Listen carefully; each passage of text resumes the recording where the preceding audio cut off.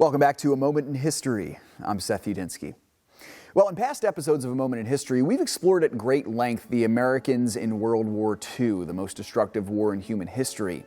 It was a war won on the backs of courageous men who answered the call to protect freedom by taking up arms no matter the cost, as their forefathers in the Civil War and the Revolution had done before them. But we must not forget the impact on the victory in World War II that the average civilian also had.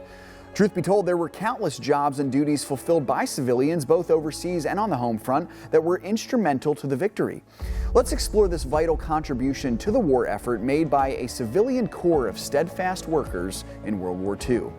Now, the first sphere of this group was the Civilian Defense Corps, created in 1941 by President Franklin Roosevelt in response to the countless air raids by the Luftwaffe on civilian populations in Europe, particularly in England with the Battle of London in 1940. Now, keep in mind, this was before the U.S. officially entered World War II.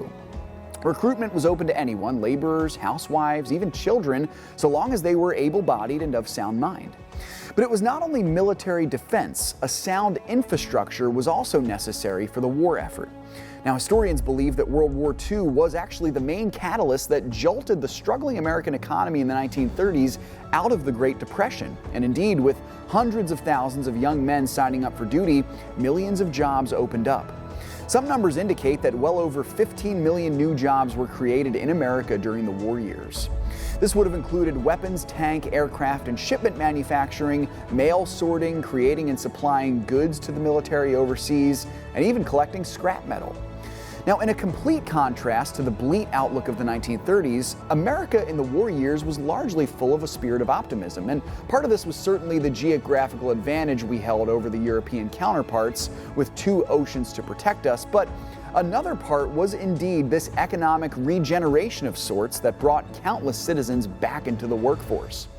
Furthermore, the country kind of all agreed that regardless of duty, location, or class status, the Axis needed to be stopped and that citizens were willing to do their part to make it happen. They had a common purpose, and that purpose was virtuous and meaningful. Sure enough, this team effort contributed to an American victory in the war in 1945, and as an added bonus, the country then entered a generation-long economic boom in one of its most prosperous times in the decades immediately following the war. Thanks so much for joining me once again for A Moment in History. Thanks for watching this video. For more content like this, make sure to check out some of the other videos we have on the channel.